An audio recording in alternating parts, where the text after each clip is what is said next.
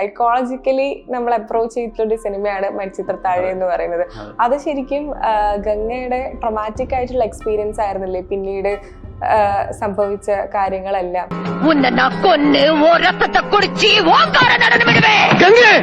ഗംഗയ്ക്ക് attention deficit disorder ഉണ്ടായിരുന്നു. പറയാൻ കാരണം ഒരു സീനിൽ മാത്രമേ ഹാലൂസിനേഷൻ കാണിക്കുന്നുള്ളൂ. അതായത് നാഗവല്ലി ഇവളിങ്ങനെ കൊല്ലാൻ വേണ്ടി ഇങ്ങനെ പിടിച്ചോണ്ടിരിക്കുമല്ലേ, അതായത് ഗംഗ വാള് പിടിച്ചോണ്ടിരിക്കുന്ന സമയത്ത് ശങ്കരൻ സുരേഷ് ഗോപി നടന്നു വരുന്നുണ്ട്. പെട്ടെന്നൊരു വിഷ്വൽ മാത്രം ശങ്കരൻ തമ്പിയും ടീംസും കടന്നു വരുന്നതൊരു അതിന് ഹാലൂസിനേഷനാണ് ശരിക്കും പറയാൻ. നമുക്ക് ഈ ഓജാബോർഡൊക്കെ സത്യമാണോ? ഇതിനകത്തൊരു 1% നമുക്ക് മാറ്റി നിർത്തേണ്ട സാഹചര്യമുണ്ട്. അത് ഞാൻ ഇതിനകത്ത് ഇൻക്ലൂഡ് ചെയ്യുന്നില്ല. പക്ഷേ ബാക്കിയുള്ള കേസുകളെല്ലാം നമ്മളെ മിസ്യൂസ് ചെയ്ത് നമ്മളെ മിസ്ലീഡ് ചെയ്തിട്ടാണ് നമ്മളെ പണം തട്ടിപ്പിക്കാൻ വേണ്ടിയിട്ടുള്ള ടെക്നിക്കുകളാണ്. ഇപ്പോൾ ആളുകൾ കുറച്ചുകൂടി LGBTQ കമ്മ്യൂണിറ്റി അക്സെപ്റ്റ് ചെയ്യാൻ തുടങ്ങിയിട്ടുണ്ട്. ഹോർമോണലി അവരങ്ങനെയാണ് സൃഷ്ടിക്കപ്പെട്ടിരിക്കുന്നത്.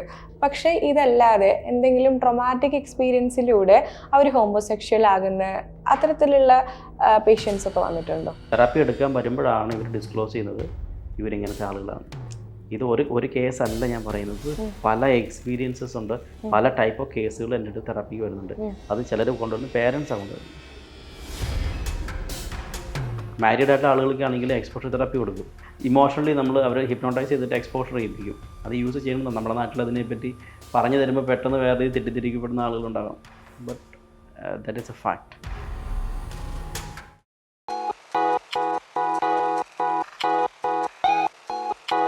ഇപ്പോൾ അസെക്ഷൽ ആയിട്ടുള്ള മനുഷ്യന്മാരുണ്ടാവില്ലേ, സെക്സിനോട് തീരെ താല്പര്യമില്ലാത്ത മനുഷ്യന്മാർ, നമുക്കത് ജനറ്റിക്കലി അവർ അങ്ങനെയാണ്.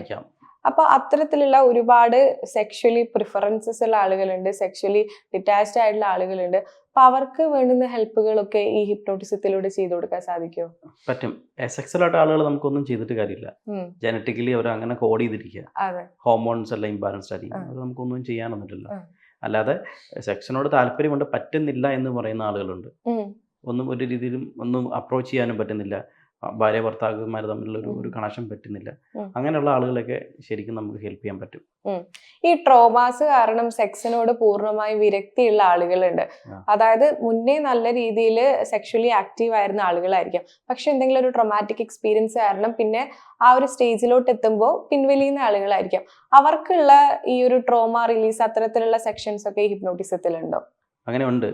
അതിൽ എക്സാമ്പിൾസ് വേണമെങ്കിൽ പറയാം. പക്ഷേ അതിലത്തൊരു പ്രധാനപ്പെട്ട കാര്യം നമ്മൾ നോട്ട് ചെയ്യേണ്ടതെന്ന് വെച്ചാൽ ഈ സെക്സ്വൽ ഫങ്ഷൻസ് വന്നു കഴിയുമ്പോൾ ചില നമുക്കൊരു ക്ലയൻറ്റ് വന്നെന്ന് വെച്ചാൽ ഇവന് മാരീഡാണ്, കുട്ടികളുണ്ട്, അതുവരെയൊക്കെ ഭയങ്കര ഹാപ്പി ആയിരുന്നു. പക്ഷെ പണ്ടൊരു ട്രോമ ഉണ്ടായിരുന്നു, ഇയാളെ ഒരാൾ അബ്യൂസ് ചെയ്തു. ആൺകുട്ടീനെ വേറൊരു ചെറുപ്പത്തിൽ അബ്യൂസ് ചെയ്തിട്ടുണ്ടാവും. തെറാപ്പി എടുക്കുമ്പോൾ 95% ആണുങ്ങളും സെക്സ്വലി അബ്യൂസ്ഡ് ആണ്. അവർക്ക് തുറന്നു പറയാൻ ഓപ്ഷൻസ് ഇല്ലാത്തതുകൊണ്ടാണ് അവരത് ഹൈഡ് ചെയ്ത് വെച്ചിരിക്കുന്നത്. അപ്പോൾ ഈ പയ്യനെന്ന് വെച്ചാൽ കല്യാണം കഴിഞ്ഞ് കൊച്ചയ്ക്ക് ആയതിനു ശേഷം പക്ഷേ പുള്ളിക്ക് കുറേ നാളുകൾ ശേഷം പിന്നെയാണ് ഏതോ ഒരാൾ വീണ്ടും ഇയാൾ അബ്യൂസ് ചെയ്യാൻ ശ്രമിച്ചു. അതിനുശേഷം പുള്ളിക്ക് ഭാര്യയോട് താല്പര്യം ഉണ്ടായി. പിന്നെ ഇയാൾ ചാറ്റ് ചെയ്യാൻ തുടങ്ങി. ഇത് ഇൻ്റർനെറ്റിലൊക്കെ സെർച്ച് ചെയ്തതിന് ശേഷം ഈ ചാറ്റിംഗ് സൈറ്റുകളുണ്ട്, ഇയാൾ അതിനകത്ത് കയറി ചാറ്റ് ചെയ്യും. അതായത് സെയിം സെക്ഷൽ റിലേഷൻഷിപ്പിലുള്ള ആളുകൾ. അങ്ങനെ പല തവണ പോയിട്ടുണ്ട്. അവസാനം ഭയങ്കരമായ കുറ്റബോധവും വല്ലാത്തൊരു ഇമോഷണൽ ഡിസ്റ്റർബ്ഡ് ആയിട്ട് ആൾ തെറാപ്പി എടുക്കാൻ വന്നു. അത് ഫസ്റ്റ് സിറ്റിങ് എടുത്ത് റിലീസ് ചെയ്ത് സംഭവം എന്താണെന്ന് ഐഡൻറ്റിഫൈ ചെയ്ത് കഴിഞ്ഞപ്പോഴേക്കും, കാരണം അതിൻ്റെ കോസ് കിടക്കുന്നത് പണ്ടായിരുന്നു. ആ ട്രോമ, ആ ഇമോഷനായിരുന്നു അന്നുണ്ടായിരുന്നത്. അതൊരു പുതുമ നൽകുന്ന സംഭവമാണ്. ചെറുപ്പത്തിൽ ആ ഒരു ചെറുപ്പ കാലഘട്ടങ്ങളിൽ ഇതിന് എന്താണെന്ന് അറിയില്ല ആൾക്കാർക്ക്. നമുക്കും അറിയില്ലായിരിക്കും. നമ്മുടെ സെക്സ്വാലിറ്റി നമുക്കൊന്നും അറിയില്ലല്ലോ. ഞാനൊക്കെ പണ്ട് വിചാരിച്ചാൽ ഉമ്മ വെച്ചാൽ കൊച്ചുണ്ടാകുന്നുള്ള ചിന്തയായിരുന്നു. അങ്ങനെയുള്ളൊരു തോട്ടാണ്. ഇപ്പോഴത്തെ പിള്ളേർക്കൊക്കെ അറിയാൻ മൊത്തം മാറിയില്ല. അപ്പോൾ ആ ഒരു വിശ്വാസമായിരുന്നു, ആ ഒരു എഡ്യൂക്കേഷനെ നമുക്കുണ്ടായിരുന്നുള്ളൂ. ഇപ്പോഴും വലിയ വ്യത്യാസമൊന്നും വന്നിട്ടില്ല. കുറേയൊക്കെ ഒരു പിള്ളേർ അവിടെ നിന്ന് സെർച്ച് ചെയ്ത് കണ്ടുപിടിച്ച് ചെയ്യുന്നു എന്നുള്ളതല്ലാതെ വലിയ വ്യത്യാസമൊന്നും വന്നിട്ടില്ല. അപ്പോൾ നമുക്ക് കിട്ടുന്ന ട്രോമ എന്താണോ അത് അതേപോലെ വിശ്വസിക്കപ്പെടുന്ന സാഹചര്യമുണ്ട്. ഇപ്പോൾ സെക്ഷുവാലിറ്റിയുടെ കാര്യം പറഞ്ഞു. ഇപ്പോൾ ആളുകൾ കുറച്ചുകൂടി LGBTQ കമ്മ്യൂണിറ്റി അക്സെപ്റ്റ് ചെയ്യാൻ തുടങ്ങിയിട്ടുണ്ട്. ഹോർമോണലി അവരങ്ങനെയാണ് സൃഷ്ടിക്കപ്പെട്ടിരിക്കുന്നത്. അവർക്ക് സ്ത്രീകളോട് ആകർഷണമുള്ള സ്ത്രീകളുണ്ട്, പുരുഷന്മാരോട് ആകർഷണമുള്ള പുരുഷന്മാരും ഉണ്ട്. പക്ഷെ ഇതല്ലാതെ എന്തെങ്കിലും ട്രോമാറ്റിക് എക്സ്പീരിയൻസിലൂടെ അവർ ഹോമോസെക്ഷൽ ആകുന്ന അത്തരത്തിലുള്ള പേഷ്യൻസ് ഒക്കെ വന്നിട്ടുണ്ടോ? അങ്ങനത്തെ പേഷ്യൻസ് ഉണ്ട്. അതായത് ഈ ട്രോമ കിട്ടി, അതായത് ചെറുപ്പത്തിൽ ഞാൻ ആദ്യം പറഞ്ഞതുപോലെ ഇപ്പൊ ബാല്യകാലങ്ങളിൽ ഒരു 2 വയസ്സ് വരെ ഒരു കുഞ്ഞുണ്ടായി കഴിയുമ്പോൾ അതിന്റെ സെക്സ്വൽ ഫോർമേഷൻ അമ്മയാണ്. കാരണം അമ്മ ആ കുഞ്ഞ് ഇവർ രണ്ടും ഒറ്റ ശരീരം എന്ന ഒരു ബിലീഫ് സിസ്റ്റം ആയിരിക്കും കുട്ടിക്ക് ഉണ്ടാവുക. ഉം. രണ്ടാമത്തെ വയസ്സ് തൊട്ട് ഒരു 10-12 വയസ്സ് വരെ ആയിരിക്കും അത് വേറൊരു ലൈഫാണ്, ഞാൻ പുതിയൊരു വ്യക്തിയാണ്, ഉം. വേറൊരാളാണെന്നുള്ള വിശ്വാസം ഉണ്ടാവുക. ഉം. ആ സമയത്ത് ഒരു ഫാദർ ഫിഗർ കയറി വരും. ഉം. എല്ലാവരുടെയും മനസ്സിലുണ്ടാകുന്ന അതെ സംഭവം അതെ ഒരു ഫാദർ ഫിഗർ കയറി. ഉം. അപ്പോൾ നമ്മൾ മസിൽ മാൻ എന്നുള്ള ഒരു ഫീല് കുഞ്ഞുങ്ങൾക്ക് ഡെവലപ്പ് ചെയ്യും. ഇതിന് ശേഷമായിരിക്കും ഇതിനെ പറ്റിയുള്ള തോട്ട്സ് വരിക. ഉം. അപ്പോൾ അവർക്ക് ഫിസിക്കലിയും ഇമോഷണലിയും സെക്സ്വൽ ഡിസൈർസ് അവർക്ക് വന്നിട്ടുണ്ടാവും. ഉം. അപ്പോൾ ആ സമയത്തിനുള്ളിൽ അവർക്ക് ഏത് രീതിയിലുള്ള ട്രോമയാണോ കിട്ടിയിരിക്കുന്നത് ഉം. അത് അവരുടെ വിശ്വാസത്തിലേക്ക് പോകും. ഓ. ഇപ്പോൾ ഒരു ഇമോഷണലുള്ളൊരു വ്യക്തിയാണെന്നുണ്ടെങ്കിൽ ഉം. ആ വ്യക്തി ഒരു സെക്സ്വൽ അപ്രോച്ച്, ചിലപ്പോൾ ഒരു ആണോട് സെക്സ്വൽ അപ്രോച്ച് നടത്തി, അല്ലെങ്കിൽ ഒരു സീനിയർ ആയിട്ടുള്ള ഒരു കസിനോ അല്ലെങ്കിൽ ഒരു വേറൊരാളോ സെക്സ്വലി അപ്രോച്ച് ചെയ്തെന്ന് വിചാരിച്ചോ, ഉം. സെക്സ്വലി അബ്യൂസ് ചെയ്തു, വൺസ് അബ്യൂസ്ഡ് ആണ്, സെക്കൻഡിൽ അബ്യൂസ്ഡ് ആണ്, അത് റിപ്പീറ്റഡ് ആകാൻ തുടങ്ങും. അങ്ങനെ അതാണ് സത്യം എന്ന രീതിയിലേക്ക്, അതാണ് സാറ്റിസ്ഫാക്ഷൻ എന്ന രീതിയിലേക്ക് ഇവിടെ മനസ്സ് വിശ്വസിക്കും. Because the dopamine, you know that the happiness hormone, ഉം. ഇത് ഡെഫിനറ്റ്ലി അതിലേക്ക് പമ്പ് ചെയ്തുകൊണ്ടിരിക്കും. അങ്ങനെ സെക്ഷുവാലിറ്റി ഹോമോ ആകുന്നവരുണ്ട്. ആകുന്നവരുണ്ട്. ഉം. അത് അവരുടെ അവസ്ഥയാണ്, ഉം. പറഞ്ഞിട്ട് കാര്യമില്ല. കാരണം അവർക്ക് ഇതിനകത്ത് പുറത്ത് ചാടണമെന്ന് ആഗ്രഹമുണ്ട്, പക്ഷേ ഉള്ളിൽ ഡോപ്പാമൈൻ അറിയാലോ, ഇതൊരു റിവാർഡ് എക്സ്പെക്ട് ചെയ്യുന്ന ഹോർമോണാണ്. അതെ. അതായത് എപ്പോൾ ഒരു സന്തോഷം കിട്ടിക്കഴിഞ്ഞാൽ അതിന് വീണ്ടും വീണ്ടും കിട്ടാൻ വേണ്ടി ഇത് വീണ്ടും പമ്പ് ചെയ്തുകൊണ്ടിരിക്കും. ഉം. അപ്പോൾ അതേപോലെ തന്നെ അതിലാണ് സാറ്റിസ്ഫാക്ഷൻ എന്ന വിശ്വാസം വരികയും അത് മനസ്സിൽ കിടക്കുന്ന വിശ്വാസമായതുകൊണ്ട് ഉം. പിന്നെ ആ ടൈപ്പ് ഓഫ് ആളുകളുമായിട്ട് റിലേഷൻഷിപ്പിലേക്ക് പോകും. അപ്പൊ അത്തരത്തിൽ ഇപ്പൊ ജനറ്റിക്കലി അല്ലാതെ ഇപ്പൊ ഈ ട്രോമാറ്റിക്കിലൂടെ ഹോമോസെക്ഷൽസ് ആയവരെ ഈ ഹിപ്നോട്ടിസത്തിലൂടെ ഹെറ്ററോ ആക്കി മാറ്റാൻ പറ്റുമോ? തെറാപ്പി ചെയ്ത് ഞാൻ പറ്റും. ആ. കാരണം ട്രോമ കൺവേർഷൻ തെറാപ്പി പോലെയാണ്. അതെ അതെ, തെറാപ്പി അഡ്രസ്സ് ചെയ്യാൻ പറ്റും. പിന്നെ അതിനകത്ത് ഉം. എക്സ്പോഷർ തെറാപ്പി എന്ന് പറയുന്ന സംഭവമുണ്ട്. ഉം. മാരീഡ് ആയിട്ട് ആളുകൾക്കാണെങ്കിൽ എക്സ്പോഷർ തെറാപ്പി കൊടുക്കും. ഉം. അത് ഫണ്ണായിട്ട് എക്സ്പീരിയൻസ് ചെയ്യേണ്ട, ഇമോഷണലി നമ്മൾ അവരെ ഹിപ്നോട്ടൈസ് ചെയ്തിട്ട് എക്സ്പോഷർ ചെയ്യിപ്പിക്കും. Um. So to have a sex relationship with the wife. അതിനുശേഷം അത് ഡയറക്റ്റ്ലി ചെന്ന് കഴിയുമ്പോൾ ദേ ക്യാൻ ഈസിലി അപ്രോച്ച്. ഉം. ഇതൊക്കെയാണ് ഹിപ്നോസിൻ്റെ പോസിറ്റീവ് സൈഡ്. അവിടെ ഹാലുസിനേഷൻ എന്നൊക്കെ പറയുന്ന പോലെ തന്നെ ഉം. This is positive. ഉം. അത് യൂസ് ചെയ്യുന്നത് നമ്മുടെ നാട്ടിൽ അതിനെപ്പറ്റി പറഞ്ഞു തരുമ്പോൾ പെട്ടെന്ന് വേറെ തെറ്റിദ്ധരിക്കപ്പെടുന്ന ആളുകളുണ്ടാകാം. But that is a fact. ഈ പക്ഷേ ഈ കൺവേർഷൻ തെറാപ്പി ഒക്കെ ശരിക്കും മോശമാണ് എന്ന് പറയുന്നവരുണ്ട്. ഈ സെക്ഷുവാലിറ്റി ചേഞ്ച് ചെയ്യാൻ Sexuality change ചെയ്യാൻ ഫോഴ്സ്ഫുള്ളി പറ്റൂല. ഉപയോഗിക്കുന്നതാണ്. ഒരിക്കലും പറ്റില്ല, ഉം. ഒരിക്കലും ചെയ്യാനും പാടില്ല. ഇപ്പോൾ ഒരു ഹോമോസെക്സ്വൽ ആയിട്ട് ബൈ ബർത്ത് വന്ന ആളാണെങ്കിൽ ഒരിക്കലും അയാളെ നമുക്ക് ചേഞ്ച് ചെയ്യാൻ പാടില്ല. ഉം. കാരണം അയാളുടെ നീഡ് അതല്ലേ, അതെ. സെക്സ്വൽ നീഡ് അതാണ്, um. It has to be addressed. Um. പക്ഷേ അതല്ലാതെ ട്രോമാറ്റിക് ആയിട്ട് വരുന്നൊരു, ചിലപ്പോൾ ചില പേരൻസ് ഒക്കെ വളരെ ആഗ്രഹിച്ച് കല്യാണം കഴിപ്പിച്ചു കൊടുത്ത മക്കളുണ്ടാവും. ഉം. പക്ഷേ ഇവർക്കൊരു താല്പര്യം ഉണ്ടാകാത്ത സാഹചര്യം വരും. തെറാപ്പി എടുക്കാൻ വരുമ്പോഴാണ് ഇവർ ഡിസ്ക്ലോസ് ചെയ്യുന്നത് ഇവരിങ്ങനത്തെ ആളുകളാണ്. ഇത് ഒരു കേസല്ല ഞാൻ പറയുന്നത്, ഉം. പല എക്സ്പീരിയൻസസ് ഉണ്ട്, ഉം. പല ടൈപ്പ് ഓഫ് കേസുകൾ എൻ്റെ അടുത്ത് തെറാപ്പിക്ക് വരുന്നുണ്ട്. ഉം. അത് ചിലർ കൊണ്ടുവരുന്നത് പേരൻസാണ് കൊണ്ടുവരുന്നത്. അതുപോലത്തെ എന്തെങ്കിലും ഒരു കേസ് നമുക്ക് ഡിസ്കസ് ചെയ്യാമോ ഡോക്ടർ? അതായത് ഉം. തെറാപ്പിക്ക് വന്നൊരു കേസാണ്. അതായത് ഞാൻ ആദ്യം പറഞ്ഞൊരു മകനും മകളും ഇവർ രണ്ടുപേരും കല്യാണം കഴിച്ച് ഉം. പുറത്ത്, രണ്ടുപേരും കല്യാണം കഴിപ്പിച്ചു വിട്ടു. ഉം. അത് രണ്ടുപേരും ഒരു പുറത്താണ്, ഉം. ഇവിടെയല്ല, വേറൊരു ഉം. രാജ്യത്താണ്. ഉം. അപ്പോൾ ഒരു ദിവസം ഒരാളെന്നെ വിളിച്ചിട്ട് പറയാണ് ഹസ്ബൻഡിനെ ഒന്ന് കൺസൾട്ട് ചെയ്യണം. ഉം. ശരി, ആളെ കൊണ്ടുവന്നു, തെറാപ്പി എടുത്ത് കഴിഞ്ഞപ്പോഴാണ് ചെറുപ്പത്തിലേക്ക്, അതായത് ഇയാൾക്ക് ഒരു രീതിയിലുള്ള ഭാര്യയായിട്ട് ഭയങ്കര അറ്റാച്ച്ഡാണ്, ഉം. ഭയങ്കര സ്നേഹമാണ് രണ്ടുപേരും, ഉം. രണ്ടുപേരും പിരിഞ്ഞിരിക്കാൻ പറ്റത്തില്ല, പക്ഷേ ഫിസിക്കലി അപ്രോച്ച് ചെയ്യുന്നില്ല. അപ്പോൾ അത് എന്നൊരു കാരണമുണ്ടല്ലോ. അപ്പം പലയിടത്തും കൊണ്ട് ചെക്ക് ചെയ്ത് കുഴപ്പമൊന്നുമില്ല, ആൾ ഓക്കെയാണ്. പക്ഷേ പുള്ളിക്ക് ഒരു ആഗ്രഹം പോലും അങ്ങനെ വരുന്നില്ല. തെറാപ്പി എടുത്ത സമയത്താണ് പിന്നെ പതുക്കെ ഇയാളുടെ പ്രശ്നം എന്ന് വെച്ചാൽ ഇയാൾക്ക് കൂടുതലും ഇയാളെക്കാളും പ്രായമുള്ള ആളുകളുമായിട്ട് സെക്സ്വൽ ഡിസയറാണ്. അതായത് ഒരു 10-60 വയസ്സുള്ള ആളുകളുമായിട്ട്. 10-30 വയസ്സുള്ള പയ്യനാണ്. Can you imagine this? അതെന്തെങ്കിലും ട്രോമ കൊണ്ടുണ്ടായതാണോ? അഡ്രസ്സ് ചെയ്ത് കഴിഞ്ഞപ്പോഴാണ് അറിയുന്നത് ഇയാൾ ചെറുപ്പത്തിൽ ഒരു 10-60 വയസ്സോളം ഇയാൾക്ക് ഒരു ഫാദർ ഫിഗർ എന്ന് ഇയാൾ മനസ്സിൽ ആഗ്രഹിച്ചിരുന്ന വ്യക്തിയുമായിട്ട് സെക്സ്വൽ റിലേഷൻഷിപ്പ് ഉണ്ടാകേണ്ട സാഹചര്യം ഉണ്ടായി. അദ്ദേഹം അബ്യൂസ് ചെയ്തു. അപ്പോഴത്തേക്ക് എന്താ, ഓട്ടോമാറ്റിക്കലി ആ ഏജിലുള്ള ആളുകളുമായിട്ട് ഒരു നീഡ് ഫീൽ ചെയ്തു. കാരണം അവരുടെ ഒരു സാന്നിധ്യമായിരിക്കും, ഒരു അപ്രോച്ച് ആയിരിക്കും. അതാണ് തെറാപ്പിയിൽ അഡ്രസ്സ് ചെയ്ത് വിട്ടത്. അപ്പം അങ്ങനെ കേസുകൾ വരാറുണ്ട്. എന്നല്ലേ? അപ്പൊ അത് നമുക്ക് ഹിപ്നോട്ടിസത്തിലൂടെ നമുക്ക് എത്ര സെറ്റിങ്ങിലൂടെ നമുക്കത് മാറ്റാൻ പറ്റും, ആ ഒരു ട്രോമ റിലീസ് ചെയ്യാൻ പറ്റും? ചിലരെ സംബന്ധിച്ചിടത്തോളം സമയം എടുക്കും. ചില കേസുകളൊക്കെ 1-2 അല്ലെങ്കിൽ 3 സിറ്റിംഗ് മിനിമം എന്തായാലും വേണ്ടി വരും. ഒരു 4-5 സിറ്റിംഗ് ഒക്കെ ചിലപ്പോൾ വേണ്ടി വരാം. 3 സിറ്റിംഗ് എന്ന് പറയാൻ കാരണം 3 സിറ്റിംഗ് കൊണ്ട് നമ്മൾ ശരിയാക്കി കൊടുക്കുന്നതിനേക്കാൾ നല്ല ആ വ്യക്തിയും കൂടെ തന്നെ അതിനകത്ത് എഫോർട്ട് ഇടണം എന്നുള്ളതാണ്. അയാളുടെ മനസ്സുകൊണ്ട് തന്നെ അതിന് പ്ലാൻ ചെയ്യണം. കാരണം ഒരു വ്യക്തിയുടെ മനസ്സിൽ കയറിയിട്ട് നമ്മൾ നീ ഇത് ചെയ്യടാന്ന് പറയാനൊന്നും ഹിപ്നോസിസിൽ പറ്റത്തില്ലല്ലോ. ബട്ട് കറക്ഷൻസ് കൊടുത്ത് അതിനെ റീപ്ലേസ് ചെയ്യിക്കാൻ പറ്റും. ഇപ്പൊ ഈ ആത്മാവുമായിട്ട് സംസാരിക്കാൻ പറ്റുമോ ഹിപ്നോട്ടിസത്തിലൂടെ? ഹിപ്നോട്ടിസവും ആത്മാവും നെഗറ്റീവ് എനർജി ഉം. അതുണ്ട് ഇതുണ്ട് എന്ന് ഉം. പറഞ്ഞ് കാശുണ്ടാക്കാൻ എളുപ്പ പരിപാടിയാണ്. ഹിപ്നോട്ടിസത്തെ വിൽക്കുകയാണ്. യെസ്. ആ, ഒരിക്കലും അങ്ങനെ ഒരു സാധ്യതയില്ല. ഇല്ല. കാരണം നമുക്ക് ദൈവത്തിനെ കണ്ടു, അത് കണ്ടു, ഇത് കണ്ടു എന്നൊക്കെ പറയുന്ന ആൾ കാണിച്ചു തരാമെന്നൊക്കെ പറയുന്നവരില്ലേ. ആ, ഞാൻ കഴിഞ്ഞ ദിവസം ഒരു സ്കൂളിൽ ചെന്നപ്പോൾ ഞാനൊരു ഹാലുസിനേഷൻ കൊടുത്തിട്ടുണ്ടായിരുന്നു. ആ. പക്ഷെ അത് വേറൊരു രസത്തിന് വേണ്ടി ഒരു കാര്യത്തിനാണ് ചെയ്തത്. പക്ഷെ ഞാൻ കാണിച്ചു കൊടുത്തത് ദൈവത്തിനെ കാണിച്ചു കൊടുത്തത്. പോസിറ്റീവ് ആണെന്ന്. ആ. ആൾ കണ്ടു. പക്ഷെ കണ്ട ഇമേജ് എവിടെ നിന്നറിയോ? ആ ഇമേജ് എന്ന് പറയുന്നത് പണ്ട് എവിടെയോ കണ്ട ഒരു ഇമേജാണ് ദൈവമെന്ന് വിശ്വസിച്ചിരിക്കുന്ന ഇമേജ്. അല്ലാതെ റിയലി ഒരു ദൈവം ഒന്നല്ല. കാരണം അവരുടെ മനസ്സിൽ എന്താണോ ഫീഡ് ചെയ്തിരിക്കുന്ന ഇമേജ് അതാണ് ദൈവമായിട്ട് നമ്മൾ ഹാലൂസിനേറ്റ് ചെയ്തുള്ളൂ അല്ലേ? അതെ അതെ അതെ. സൂര്യ ബിലീവർ ആണോ? ആ, ഞാൻ ഭയങ്കര വലിയ ഓക്കെ. ഓക്കെ, ഞാൻ സൂര്യയോട് പറഞ്ഞത് അപ്പം ബിലീവർ ആയിട്ടുള്ള ഒരാൾ അപ്പം അയാൾ ദൈവത്തെ വിശ്വസിക്കുന്നുണ്ട്. അയാൾക്ക് ദൈവത്തിൻ്റെ ഒരു പിക്ചർ കൊടുത്തിരിക്കുന്നത് ദൈവത്തിൻ്റെ ഒരു ഇമേജ് ആരോ വരച്ചു കൊടുത്തൊരു സംഭവം എവിടെയോ വരച്ച് പടം കണ്ടതിലാണ് നമ്മൾ ദൈവം ഇതാണെന്ന് വിശ്വസിക്കുന്നത്. അതെ അതെ. ഹാലൂസിനേഷനിലൂടെ അല്ലെങ്കിൽ അത്ഭുതങ്ങളിലൂടെ ദൈവത്തിനെ കാണുന്നവരെല്ലാം ഈ പിക്ചറിലുള്ള ദൈവത്തെ കാണാറുള്ളൂ. പിക്ചറില്ലാത്ത ഏതെങ്കിലും ദൈവത്തെ കണ്ടിട്ടുണ്ടായിരിക്കും. Because that is in the mind അല്ലേ? അതെ. ഇതേപോലെ തന്നെയാണ് നെഗറ്റീവ് എനർജി ഉണ്ട്, അവിടെ ഇതുണ്ട്, നിങ്ങളുടെ മേത്ത് അതുണ്ട് ഇതുണ്ട് എന്ന് പറഞ്ഞ് നിങ്ങളുടെ നെഗറ്റീവ് എനർജി റിലീസ് ചെയ്യാൻ പലതരത്തിലുള്ള സെക്സ്വൽ എനർജി ഉണ്ട്, പല രീതിയിലുള്ള എനർജീസ് ഉണ്ട്, നിങ്ങളെ മിസ്യൂസ് ചെയ്യുമെന്ന് പറയുന്നതെല്ലാം ഫേക്ക് ഇൻഫർമേഷൻസ് ആണ്. നമുക്കപ്പോൾ ഈ ഓജ ബോർഡൊക്കെ സത്യമാണോ? വിജി ബോർഡ് അല്ലെങ്കിൽ ഓജ ബോർഡ് തന്നെ പറയും. വിജി ബോർഡ് എന്ന് പറയുന്ന സംഭവം എന്ന് പറയുന്നത് ശരിക്കും ഒരു ഇഡിയോമോട്ടോ റെസ്പോൺസ് എന്ന് പറയുന്ന ഒരു സംഭവമാണ്. ഇതിനകത്തൊരു 1% നമുക്ക് മാറ്റി നിർത്തേണ്ട സാഹചര്യമുണ്ട്. അത് ഞാൻ ഇതിനകത്ത് ഇൻക്ലൂഡ് ചെയ്യുന്നില്ല. പക്ഷേ ബാക്കിയുള്ള കേസുകളെല്ലാം നമ്മളെ മിസ്യൂസ് ചെയ്ത് നമ്മളെ മിസ്ലീഡ് ചെയ്തിട്ടാണ് നമ്മളെ പണം തട്ടിപ്പിക്കാൻ വേണ്ടിയിട്ടുള്ള ടെക്നിക്കുകളാണ്. ഒരു സിനിമ ഉണ്ടായിരുന്നു രോമാഞ്ചം എന്ന് പറഞ്ഞിട്ടുള്ള. ലാസ്റ്റ് അവൻ്റെ നോട്ടത്തിൽ മനസ്സിലാവും ഫേക്ക് കളിച്ചാന്നുള്ള സംഭവം. പക്ഷെ അവസാനം അത് പ്രേതമുണ്ട്, ഒരു ആത്മാവുണ്ട് എന്നുള്ള രീതിയിലാണല്ലോ എല്ലാരും തമാശക്ക് കളിക്കുന്നതാണ്. പക്ഷെ അവസാനം ഇപ്പൊ കളി കാര്യമായി എന്നുള്ള രീതിയിലാണ് വന്നത്.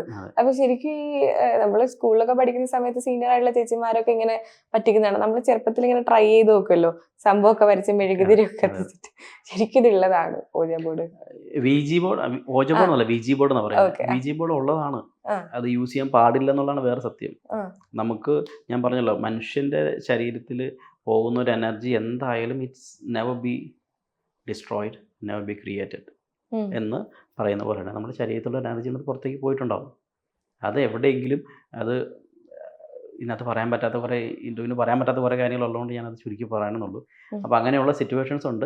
തെറപ്പി ചെയ്യുമ്പോൾ എല്ലാ കേസുകളിലല്ല 1% കേസുകളിൽ ഇങ്ങനെയുള്ള നെഗറ്റീവ് എനർജിയുടെ ഇൻഫ്ലുവൻസുകൾ വരാറുണ്ട്. ബാക്കി പറയുന്നതൊക്കെ നിങ്ങൾക്ക് എല്ലാവർക്കും നെഗറ്റീവ് എനർജി ആണെന്ന് പറയുന്നതൊക്കെ ശുദ്ധ മണ്ടത്തരമാണ്. ഒരിക്കലും നമ്മളൊരു നെഗറ്റീവ് എനർജി ഒരാളുടെ മേത്തേക്ക് ഓടിച്ചെന്ന് കയറുന്നില്ല. ഇതിന് ഒരു അവർ ചെയ്യുന്ന കുറേ ക്രിയകളും കാര്യങ്ങളൊക്കെ ഉണ്ടാകാം. അതിൻ്റെ അനുസരിച്ചാണ് ഇത് ഇൻഫ്ലിക്റ്റ് ചെയ്യത്തുള്ളൂ. അതെല്ലാം നമുക്ക് അതുമായിട്ട് അടിച്ചപേക്ഷിക്കാൻ പറ്റില്ല. ഒരു ബാക്കി മിക്കതും സൈക്കോസോമാറ്റിക് ഇഷ്യൂസ് ആയിരിക്കും. അപ്പോൾ ചിലയിടത്ത് തെറാപ്പി എടുക്കാൻ വരുമ്പോൾ നമ്മൾ മണിച്ചിത്രത്താഴ് കളിക്കാറുണ്ട് ഞാൻ. അപ്പോൾ അവർ പറയും ഭയങ്കര പ്രശ്നമാണ് സാറേ, വരാൻ പറയും. വന്നു കഴിയുമ്പോഴേക്കും അവർ വീണ് കളിക്കുമ്പോഴേക്കും ഭയങ്കരമായിട്ട് അതും ഇത് കാണിക്കും, കൈ ഇങ്ങനെ വലിക്കുന്നവർ കാണിക്കും, സ്ട്രെയിൻ എടുക്കുന്നവർ കാണിക്കും. ഒന്നുമില്ല, അത് ട്രോമയാണ്. പക്ഷേ ചില കേസുകൾ വരുമ്പോൾ പ്രശ്നമാണ്, നമുക്ക് അഫക്റ്റ് ചെയ്യാറുണ്ട്. ഈ മണിച്ചിത്രത്താഴിനെ കുറിച്ച് ചോദിച്ചില്ല, നമ്മൾ ആദ്യമായിട്ട് ഒരു സൈക്കോളജിക്കലി നമ്മൾ അപ്രോച്ച് ചെയ്തിട്ടുള്ള സിനിമയാണ് മണിച്ചിത്രത്താഴ് എന്ന് പറയുന്നത്. അത് ശരിക്കും ഗംഗയുടെ ട്രോമാറ്റിക് ആയിട്ടുള്ള എക്സ്പീരിയൻസ് ആയിരുന്നില്ലേ പിന്നീട് സംഭവിച്ച കാര്യങ്ങളെല്ലാം? ഞാൻ മണിച്ചിത്രത്താഴ് സിനിമ എന്ന് വിശദീകരിക്കട്ടെ. ഹിപ്നോസിസ് ആണ് പടം മുഴുവനും, കത്തർസിസ് എന്ന് പറയും. അതായത് ഗംഗ എന്ന് പറയുന്ന ആൾ ജനിച്ചു വളർന്നത് ഒരു പ്രശ്നത്തില്ല. അപ്പോൾ ഗംഗയുടെ പ്രശ്നത്തിൽ ഇട്ടു. അപ്പോഴത്തേക്ക് മോഹൻലാൽ എന്ന് പറയുന്ന ഡോക്ടർ സണ്ണി വന്നു കഴിഞ്ഞപ്പോഴേക്കും പുള്ളി കുറേ കാര്യങ്ങൾ പഠിക്കാൻ വേണ്ടി ഗംഗയുടെ ചരിത്രം പഠിക്കാൻ വേണ്ടി പോയി. എന്നിട്ട് ഗംഗ ജനിച്ചു വളർന്ന സ്ഥലത്ത് ചെന്നു. അവിടെ ചെന്നപ്പോഴാണ് ഗംഗ വളർന്നത് മുഴുവനും മുത്തശ്ശിയുടെ കൂടെയായിരുന്നു. അവിടെ നിന്ന് കേട്ടത് മൊത്തം മുത്തശ്ശി കഥകളും ഈ ആഭിചാരങ്ങളും അങ്ങനെ മന്ത്രകാര്യങ്ങളും മന്ത്രക്കളകളൊക്കെയാണ് മുത്തശ്ശി മൊത്തം പറഞ്ഞു കൊടുത്തോണ്ടിരുന്നത്. ഗംഗയ്ക്ക് അറ്റൻഷൻ ഡെഫിസിറ്റ് ഡിസോർഡർ ഉണ്ടായിരുന്നു. പറയാൻ കാരണം ഗംഗയുടെ അച്ഛനും അമ്മയും അവിടെ ഉണ്ടായില്ല. പരീക്ഷാ സമയത്ത് അച്ഛനും അമ്മയും വരുന്നില്ല നാട്ടിൽ എന്ന് പറഞ്ഞ സമയത്ത് അവൾ പുസ്തകം വലിച്ചെറിഞ്ഞ് ഹാളിലൂടെ ഓടിപ്പോയി എന്നൊക്കെ പറഞ്ഞ് ഞാനത് പറയുന്നുണ്ട്. So she has attention deficit അല്ലേ.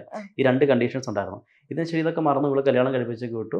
കുറച്ച് കഴിയുമ്പോഴേക്കും ഇവള് വീണ്ടും ചേർന്നത് ആ പഴയ ഒരു കോവിലകത്താണ്.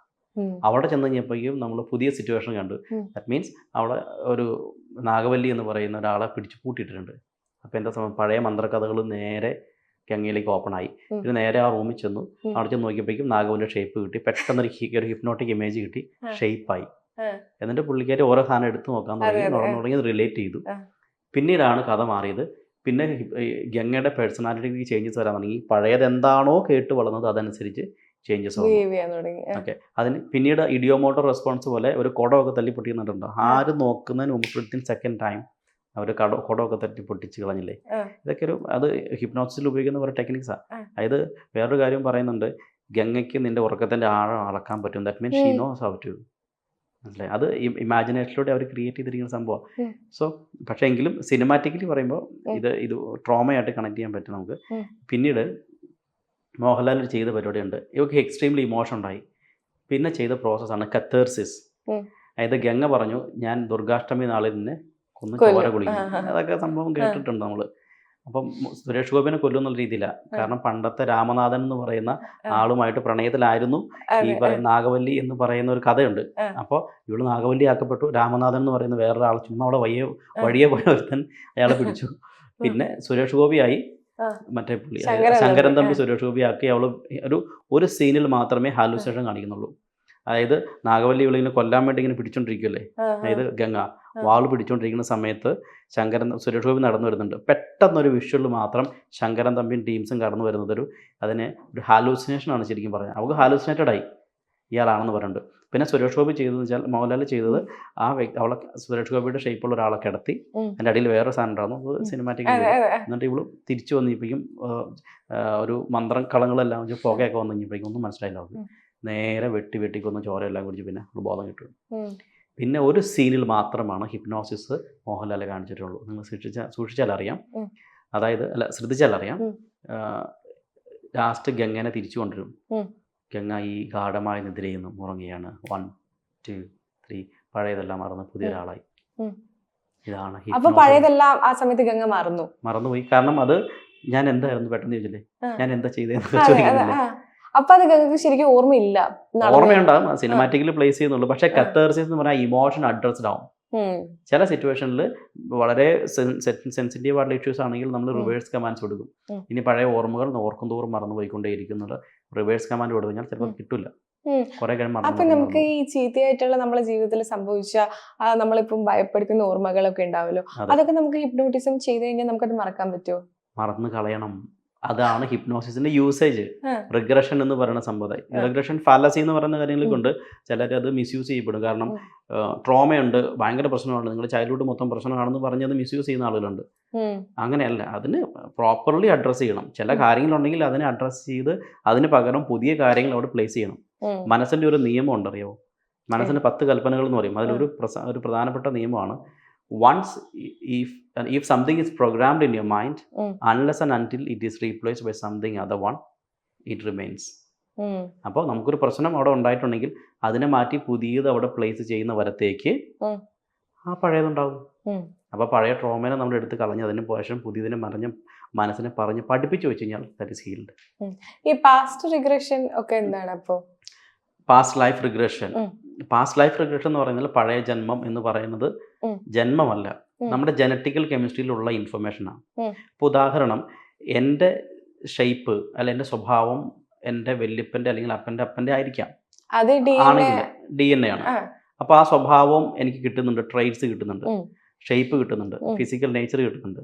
അങ്ങനെയാണെന്നുണ്ടെങ്കിൽ ആ കാലഘട്ടത്തിൽ കിട്ടിയിരിക്കുന്ന ആ വ്യക്തിയുടെ കോഡ് ചെയ്തിരിക്കുന്ന ഇൻഫർമേഷൻ അടക്കം എനിക്കുണ്ടാവും.